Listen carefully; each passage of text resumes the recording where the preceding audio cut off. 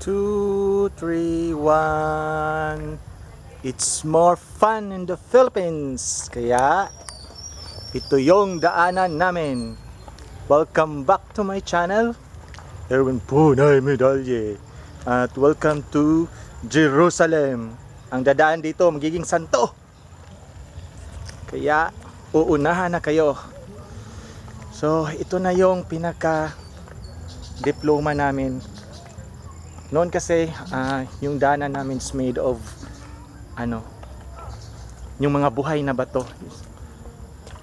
made of limestone yata yon, basta mga buhay na bato na pag bumaha ay malinis yung tubig. Ngayon ito yung pinaka surprise namin. Ang sarap, parang lugaw. Hinalo na yung sampurado, ang pospas at yung Cerelac. Isama mo na yung oatmeal. Oh, di ba? Ito na kasi ngayon ang daanan namin. Before, ginawang spaltado ito. Kaya lang ito, design siya for lightweight vehicles. Design lang siya para sa mga habal-habal, mga motorcycles, mga four-wheel drive, mga four-wheelers na multi-cabs. Mga 2-4, mga 6-wheelers na rin kasi may dadaan dito bawat Huwebes para sa Mantalungon, para sa mga livestock market doon makikipon lahat ng mga livestock at yung mga negosyante, mga mumunting negosyante rin. Yan. Kaya ito yung mga pabuya sa amin. Pabuya bang tawag doon? Ito bang tawag ng price? Ginawa tong spalto sa parang yung gobernador ng Cebu noon is si Gwen pa. Chinek to ni Gwen, parang backlog daw ito na project. Teka lang. At ba't tinawag ko tong diploma? Kasi noon maraming standby dito sa amin, kaya naghihintay ng kung anong mga trabaho, kung anong mga oportunidad. Pero ngayon pumasok na yung manukan, pumasok na yung baboyan, kaya yung spaltado naming daan, yung maganda na namin sanang daan, bumigay kasi design lang siya for lightweight vehicles. So pumasok yung mga large delivery trucks, yung mga 10 to 20 wheeler trucks yata. Meron ba ng 20 wheelers? Basta 2, 4, 6, 8, 10, 12, 14, 16, o mga 18 wheeler trucks yon, yung mga vans yung galing sa pier na yung mga karga. So mabigat na yun para sa daanan namin, kaya nung umulan ng konti tapos na daanan, bumiyak yung daan, yung mga spalto pumapagilid. So ito na yung nangyari sa amin. Ito yung puno ng sampalok na minsan man ay na-feature ko na. Yan sa kalapit sa kalsada. So yon, bumigay yung daanan namin, kaya ito yung resulta. Tapos pumasok pa yung national grid ng mga insect para magawa ng transmission lines or electrical lines dito. Kaya yon, sobrang naapektuhan yung kalsada namin, yung daanan namin. Kaya kung gusto mo ng oatmeal, meron dito. Kung gusto mo ng Cerelac, meron dito. Kung gusto mo ng lugaw, meron sampurado pa yan with oatmeal. Diba? Ang saya-saya.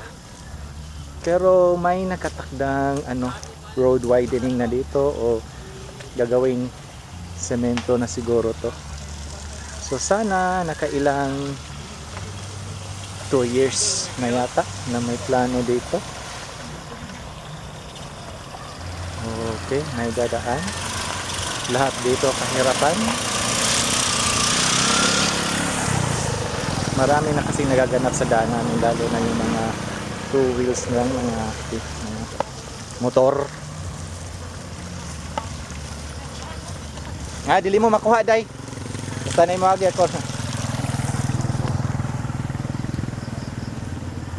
Lalo na pag may dumaan ng motor. Nako po. Ang sarap sama pag hindi pa talaga sanay yung driver, yung hindi taga rito, na disgrasya sila dito. Biglang mas ay sa daan. Kaya pag kayo pumasok sa aming daanan, lalo na kung tag-ulan, ganitong panahon, Disyembre, bumabagyo, ay nako, ang sarap-sarap ng aming bayan. Teka lang, may dadaang malaking truck. So sample ito. Wait.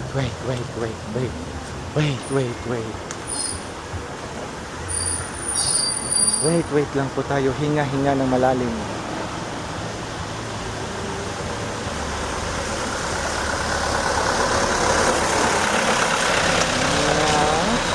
Ayan. Yan, ang sample. Yan. Yung truck na yan ang nakasira sa daanan namin. Kasi yun, i-design ang daanan namin para doon. Masyado yung mabigat sa amin, lalo na fully loaded yun. Kaya, God bless na lang sa amin. So, ganito mangyayari sa amin bawat ulan, bawat baha.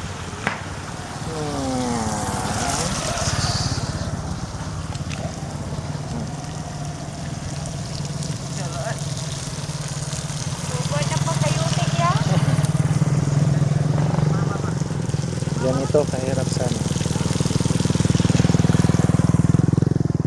Ganito kahirap sa amin.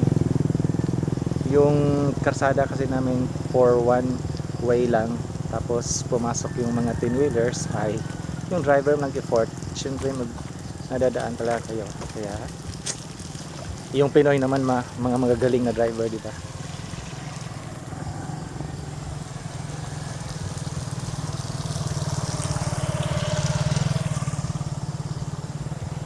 One of the world's best drivers ang Pinoy, kaya pasok tayo dyan. Ano? Tarok naman. Pohon. Pasara to eh. Kaya one of the best drivers ang Pinoy, kaya lang masyadong maraming disgrasya yung daan natin. Kaya ito, tingnan mo yan. Yummy.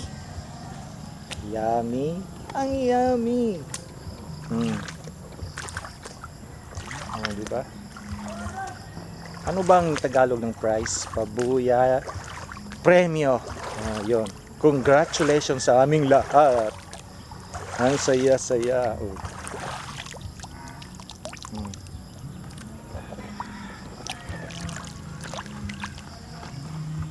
Sanay ako sa laro sa putikan kasi dati kaming nagbasakan. 'Di ba mga folks? Kung sino yung nasanay o nakaranas ng magtanim ng palayan. Sanay tayo dyan. Sino yung nakaranas ng magtanim ng mais? Marunong ako dyan. Kaya para tayong bata dito. So God bless sa aming lahat dito. Hindi naman sa lahat ng pagkakataon na ganito ang daan. Some parts ng daan na nakasemento din naman. So kung ako lang masusunod, yung daanan namin before, yung mga nakagisnang daan, sana hindi na lang yung pinakialaman kung magiging ganito naman. Kasi mga live stones yun. Wala yung putik. Kahit anong sabihing ulan, kahit anong bagyo, kahit anong baha.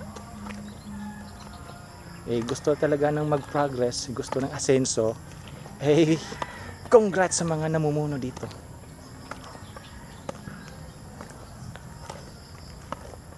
So ito muna. Hanggang sa muli mga kaibigan, hanggang sa muli nating pagkikita. At ako'y magtatapos na. Salamat sa inyong panonood. Salamat sa inyong mga oras. Thank you. Ang babait ninyong maligayang Pasko pala. December, ngayon? 15. Hindi, December 17 ngayon. Hindi, December 16 ngayon. Unang misa ng Misa de Gallo.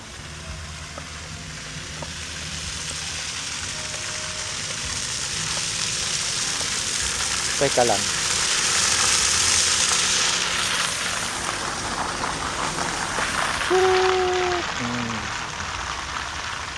Pag dito kasi tumira sa amin, bawal magpa-car wash. Kasi ganon din. Ito yung puno ng ano, sampalok na na-feature ko na. God bless sa'yo.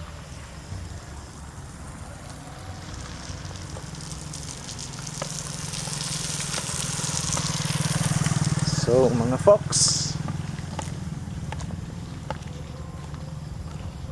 Teka lang, may isang puno pala ako na para sa host na. Para sa mga punong bayan naman natin.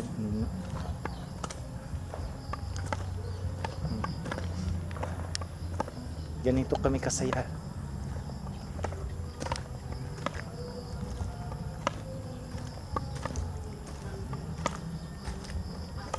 Maraming natutumba dito pala. Yun.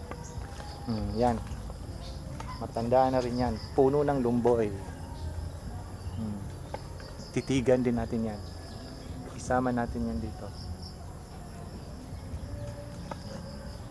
Sige po. Okay na talaga. Aalis na talaga ako. Sama-sama tayo ngayong Pasko. God bless, God bless, God bless.